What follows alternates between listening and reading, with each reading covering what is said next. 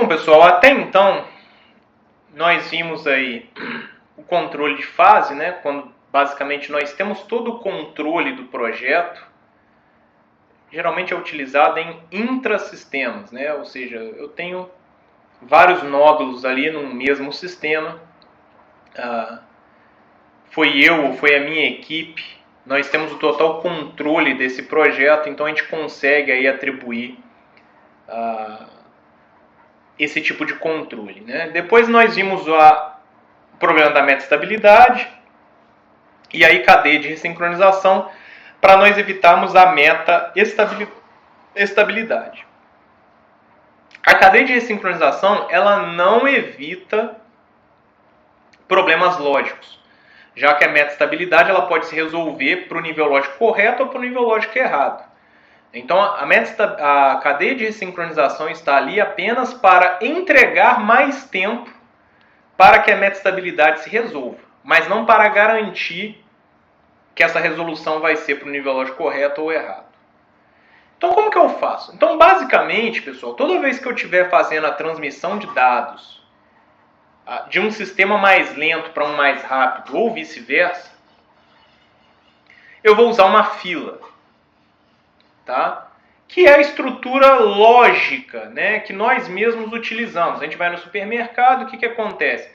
A gente tem um sistema lento, que é o caixa, que tem lá uma capacidade de atender um determinado número de pessoas por unidade de tempo, e eu tenho ali os clientes, que podem chegar a qualquer instante para efetuar o pagamento, fazer suas compras, inclusive numa frequência maior do que o caixa pode atendê-los. Então, vai se formar uma fila.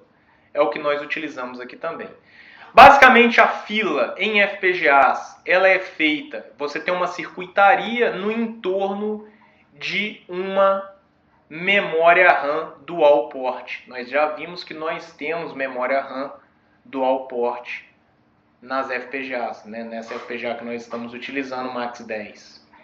Então, basicamente, vai ser, né, a memória RAM dual port.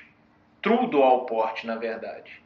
E com uma circuitaria no entorno para fazer o controle ali de escrita nessa fila e ou seja, da chegada de clientes na fila, né, que seria a escrita, e da retirada de clientes da fila, que é o caixa atendendo os clientes, que seria a leitura dos dados.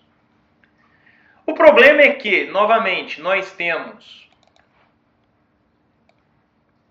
um domínio de clock e um outro domínio de clock. Então nós temos todos os problemas discutidos até então.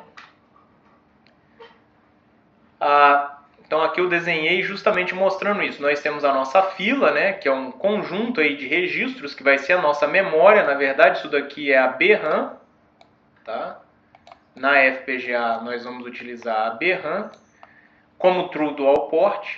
E aí nós temos aqui um domínio e o outro domínio. Como a True Dual Port BRAM ela consegue escrever dados numa frequência e ler dados em outra frequência, ela é um dispositivo perfeito para que nós façamos isso.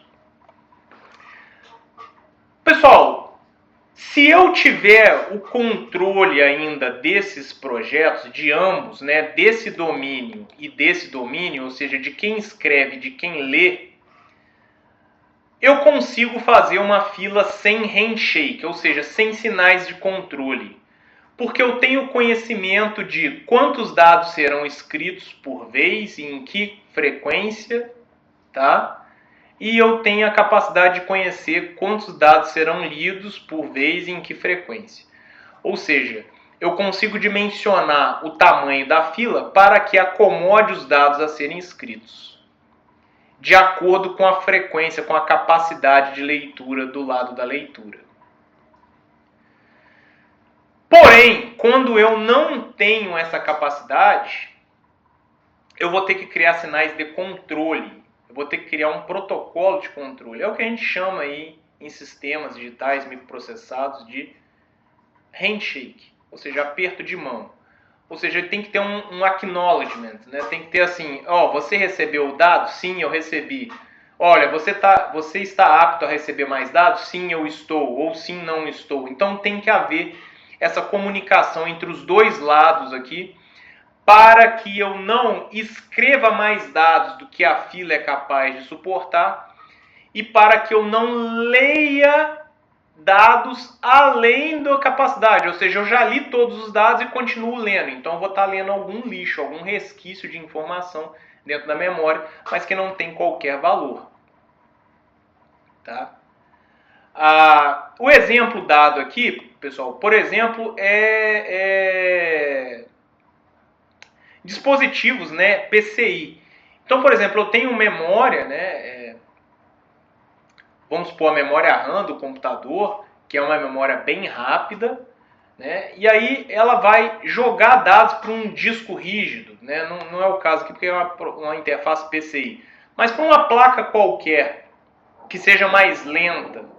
Então ela vai escrever esses dados numa fila, que é uma memória, basicamente. Na verdade, a fila é o todo, tem a circuitaria de suporte também. Mas vai jogar esse dado numa fila, na memória. Aqui eu tenho um controlador DMA, significa Direct Memory Access. É só para fazer para não precisar de uma CPU para fazer o acesso da informação. Esse hardware aqui ele já lê os dados, joga na interface PCI. Tá? Ou o contrário, dependendo de quem for mais rápido ou quem for mais lento. Tá?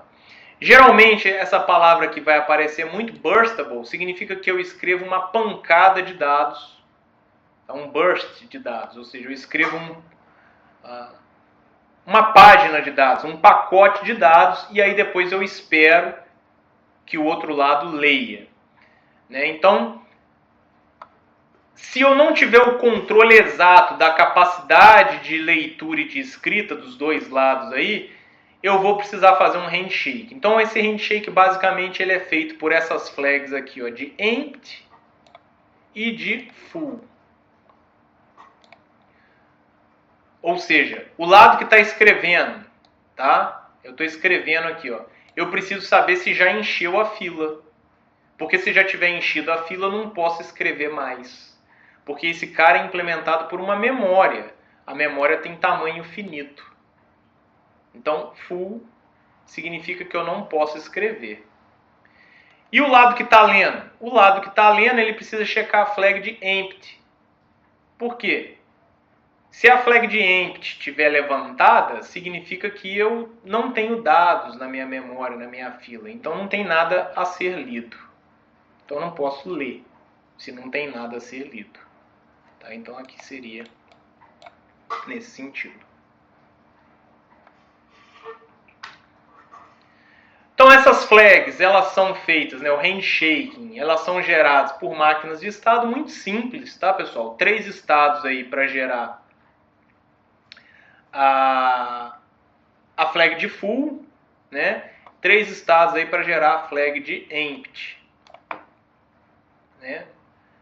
Ou seja, muito tranquilo, estou no estado idle, aí data ready and FIFO not full, ou seja, eu tenho dados para serem escritos no outro sistema e a fila não está cheia, então eu começo a empurrar dados na fila, ou seja, escrevo dados na fila, push aqui, e vou fazendo isso. Então, ó, continuando tendo dados prontos e a fila não cheia, então eu continuo aqui empurrando dado.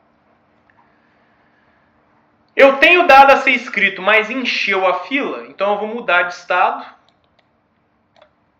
Vou esperar pela fila. Por quê? Porque a fila está cheia. Então, se a fila está cheia, ele levantou aqui a flag de full. A mesma coisa desse lado, só que aqui eu faço pop, ou seja, eu retiro dados da fila. E aí, quando eu tiver retirado todos os dados da fila, eu vou para esse estado, significa que a minha fila está empty. E aí eu levanto a flag de empty. Tá? Eu levanto a flag de empty, sinalizando que não há mais dados a serem lidos. Se eu transformar isso tudo numa caixinha preta, né, minha fila, minha estrutura de fila inteira, basicamente eu teria aqui isso daqui. Eu tenho uma entrada de clock, clock 1, outra entrada de clock, clock 2. Eu tenho um barramento, na verdade isso aqui é um barramento. Não, desculpe, isso aqui não é um barramento, isso aqui é um sinal de controle que eu vou fazer escrita na memória. Isso aqui é um sinal de controle que eu vou fazer uma leitura na memória. Essas são as minhas flags full e empty. Faltou o quê? Faltou um barramento aqui de dado a ser escrito e um barramento aqui de dado a ser lido. Tá? Então eu teria minha caixinha preta. Inclusive, pessoal, essa caixinha preta ela pode ser gerada pelo IP catalog. Assim como nós geramos a PLL, se vocês virem lá no IP catalog, nós temos um IP que é um softcore, na verdade, para gerar uma fila, tá? Nos moldes com que a gente está estudando aqui. E aí você passa os parâmetros, tamanho da memória que vai ter a fila, tamanho da palavra de dados, etc. Ele vai gerar isso aqui para você, basta você instanciar esse módulo depois no seu projeto. Bom, então, vamos pegar essa caixinha aqui e vamos tentar destrinchá-la um pouco. Então, basicamente, eu vou ter esse cara. Tá? Então, eu tenho uma dual port RAM, a nossa BRAM da FPGA.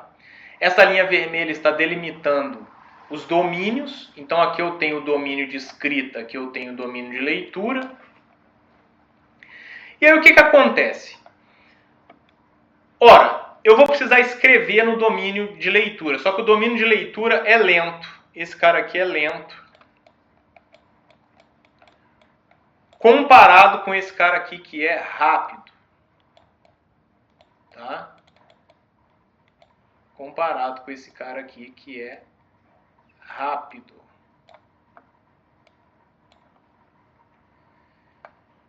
Então esse cara vai escrever num buffer, que é a memória. Tá? Porque é uma memória dual port.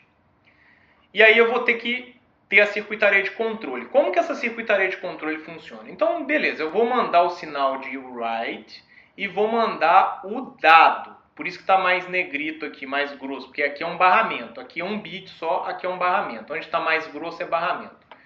Mandei o dado, mandei o bit de write e eu tenho que mandar o endereço.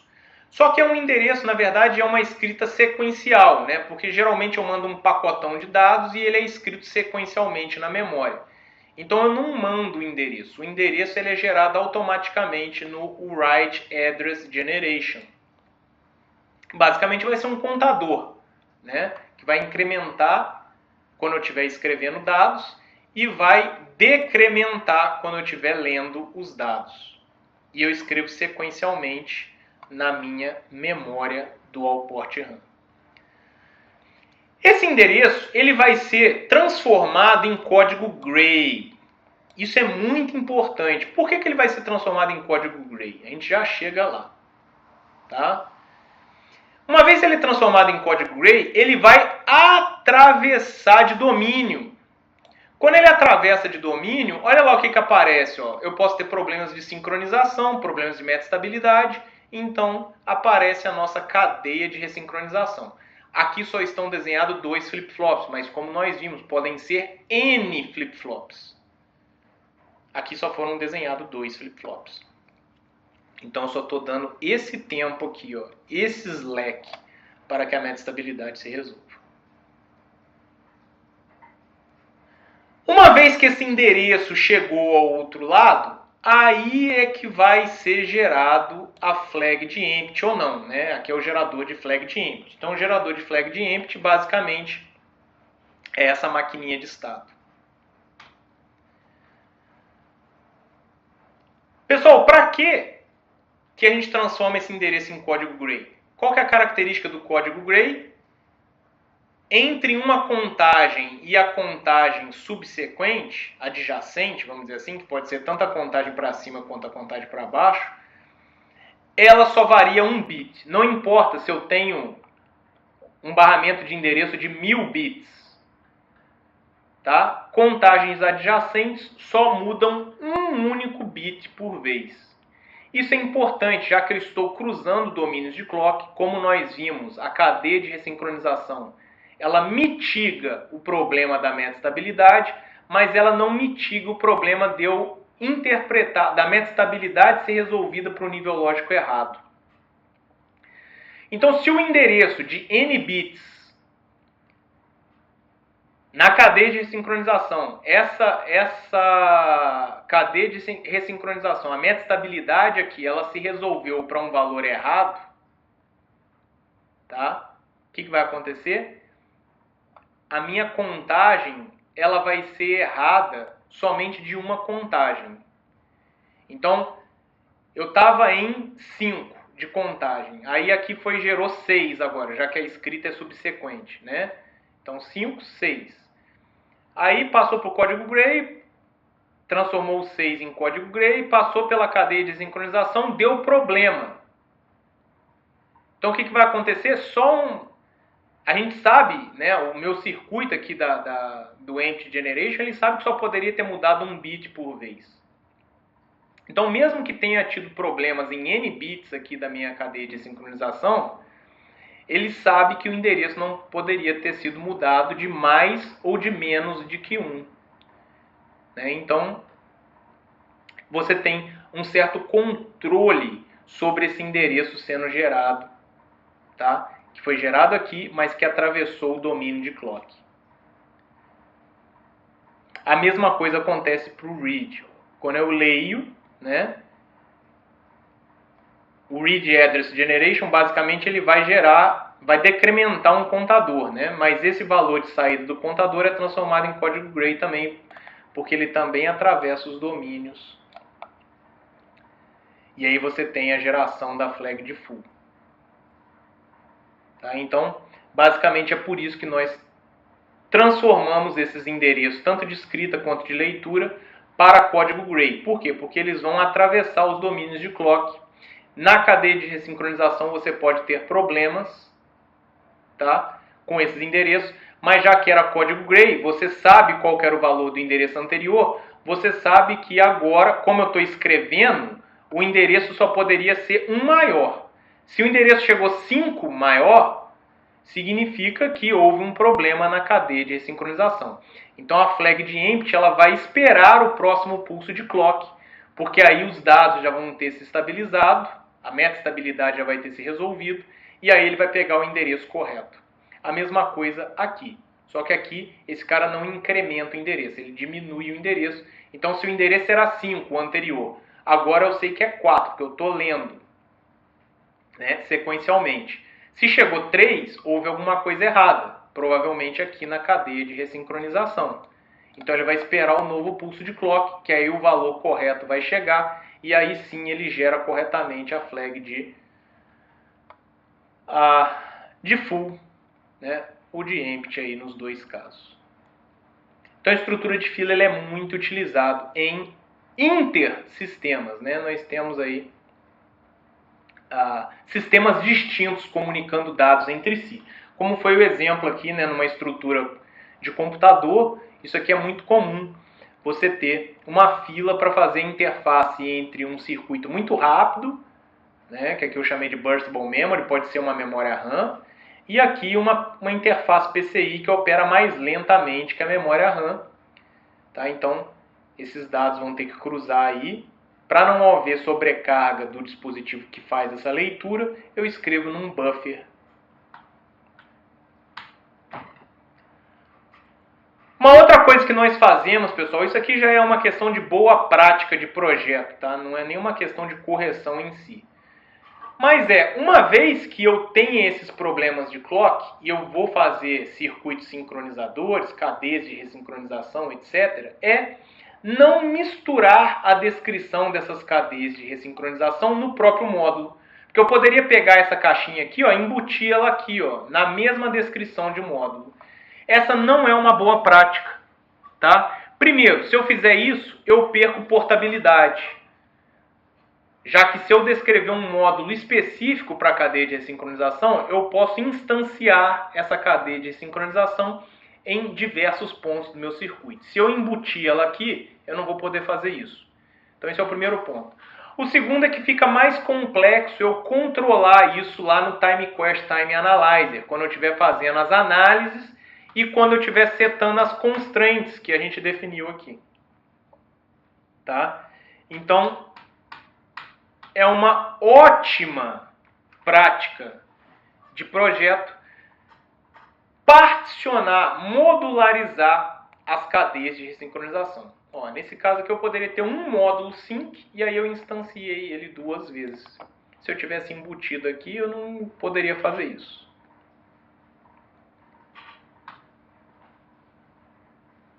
E aí, para finalizar, nós temos o Clock Gate em ASIC. Tá? Então, um ASIC, né, um projeto de circuito específico, circuito integrado, de propósito específico. O projeto é mais flexível, já que eu tenho mais controle sobre o todo do que eu tenho no FPGA. No FPGA eu já tenho coisas prontas lá dentro, no ASIC não. Então ele é mais flexível, eu tenho mais controle sobre todas as etapas de projeto. Então em ASIC é comum nós fazermos clock gating. Só que aí como que nós fazemos isso? A gente modulariza e cria um clocks module. Aonde eu tenho, nesse caso aqui, eu poderia ter N entradas de clock. Nesse caso aqui eu tenho 2 clocks de entrada. E aí eu criei aqui, ó, 3 clock enable para o clock 1. Ó. Então eu tenho clock domain 1, clock domain 2, clock domain 3. E aqui eu tenho as minhas saídas de clock. Lembrando que essas 3 saídas de clock têm as mesmas características de frequência, período, fase, né? O que muda aqui é que eu estou habilitando ou desabilitando o clock. Lembra da aula anterior? Nós vimos aqui uma porta AND, né? Então, se o clock enable está em 0, se eu tenho 0 aqui, eu vou ter sempre 0 aqui. Eu não tenho clock aqui. Né? Só que eu criei um módulo para isso, porque isso me permite com que cada uma dessas trilhas aqui, ó, eu faça projetos bem feitos de roteamento, né, que sigam aquela topologia de clock tree para que eu tenha essas trilhas com iguais comprimentos, né, para todos os flip-flops que elas alimentarem o clock. Então aí eu evito problema de skew. Então aí fica mais fácil eu ter esse controle durante o meu projeto. Tá? Então, é comum quando nós formos fazer clock gate em ASIC, não é o propósito desse curso, né, pessoal? O propósito aqui é FPGA, mas a gente sempre faz algumas comparações, algumas diferenças que nós temos aí entre os 2 tipos de projeto. Então, em ASIC é comum nós fazermos o clock gating, e aí eu faço dessa forma, tá? Ah, professor, mas na minha standard cell lá do ASIC eu tenho enable no flip-flop. Então não faça clock gate. Vai ser mais fácil, porque você só vai ter que fazer um roteamento de clock. Tá? Então utilize enable. Assim como a gente sugeriu a utilização nas FPGAs, nas aulas anteriores.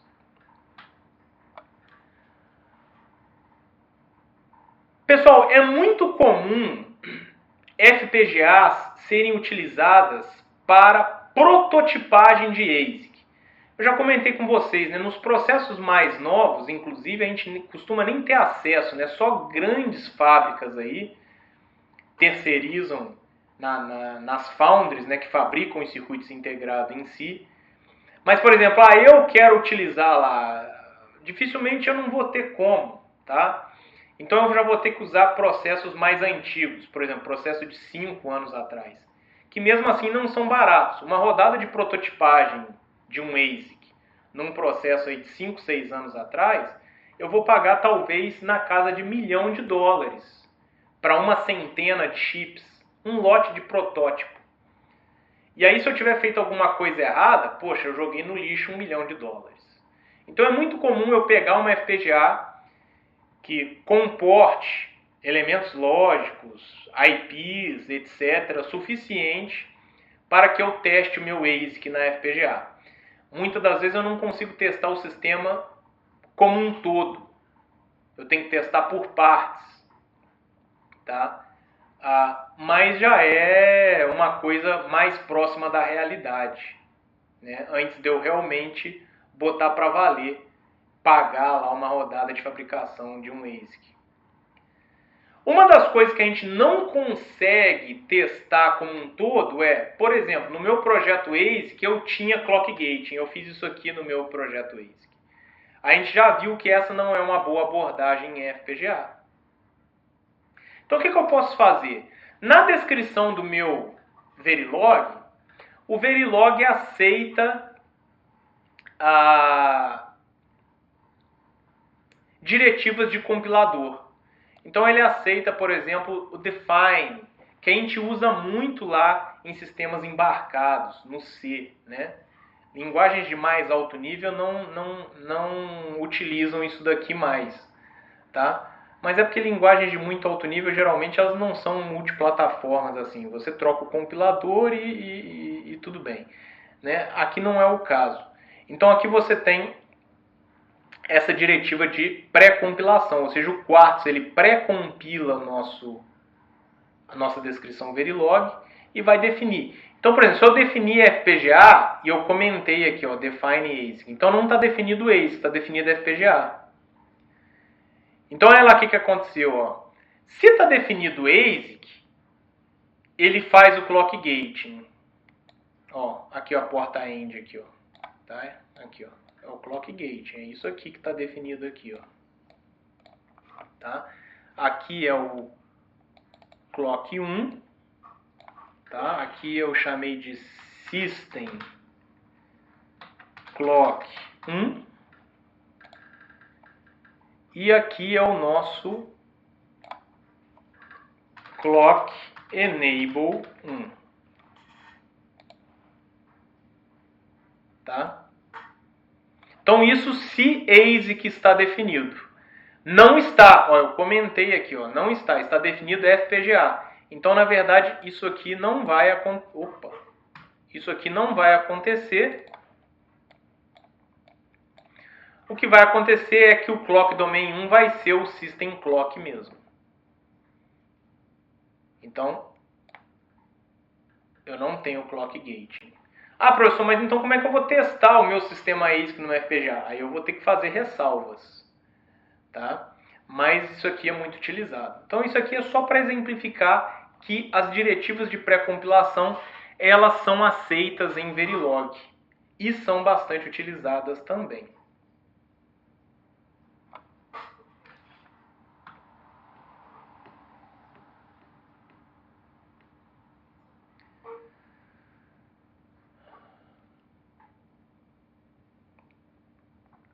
Então, pessoal, novamente, FPGAs não lidam bem com clock gating. A gente tem aqueles problemas que nós vimos. Para a prototipagem prévia em FPGA, é recomendável remover o bloco de clocks, né? Então, aqui eu não removi. Olha lá, está o nosso clock gating aqui, ó. E aqui eu removi. Então, quando eu removo, né, aqui, basicamente, eu tenho aqui sem o meu clock gating, tá? Então eu estou com o enable aqui, ó, né? Mas olha só, no multiplexador aqui, né, eu tenho o meu enable, então ele vai habilitar ou o dado anterior, ou o dado que está armazenado lá, ó. Se o enable está em 0, significa que eu não estou processando dados. Só que para não cortar o clock, para não gerar todo aquele problema que nós já discutimos, então na verdade eu estou processando dados, só que eu estou processando o mesmo dado, eu estou realimentando isso aqui, ó. Então esse dado é o que vai passar aqui. Então o clock está continuando funcionando, ó, ele tem uma ligação direta aqui com a entrada. Eu não desliguei o circuito, eu não estou desligando o circuito, mas eu estou processando o mesmo dado. Então a potência estática, a potência dinâmica, ela vai ser reduzida também. Por quê? Porque o valor nesse nó não está mudando. Então eu não tenho oscilação de 0 para 1 ou de 1 para 0. Tá? Então aqui eu removi o clock gate. Por outro lado, Se o meu clock enable está em 1, então está em 1, seleciono a IDAT aqui. Então o dado passa, o novo dado. E o clock aqui, né, de novo, ele não foi mexido, ele continuou. Então agora eu estou processando o IDAT. Ou eu posso, novamente, utilizar o enable. Se eu tiver o enable aqui no meu flip-flop, então é interessante que a gente use o enable aqui. Em vez de eu fazer esse esquema com o flip-flop, né, eu tiro isso daqui, tiro esse cara e uso o enable. Então a gente já viu isso também lá na aula de potência e área. Tá? Essa é a melhor solução se eu tiver o pino de enable no meu flip-flop. E aí está um resumo da aula, pessoal. Então eu não vou ler para não me tornar repetitivo. Tudo que a gente discutiu está resumido aqui.